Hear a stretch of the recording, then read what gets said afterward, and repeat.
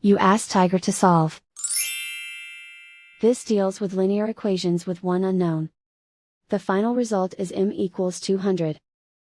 Let's solve it step by step. Simplify the expression. Group like terms. Simplify the arithmetic. Group all constants on the right side of the equation.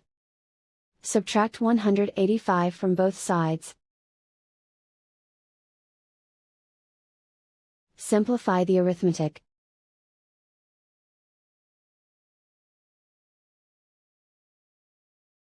Isolate the v. Divide both sides by 0.75. Simplify the arithmetic.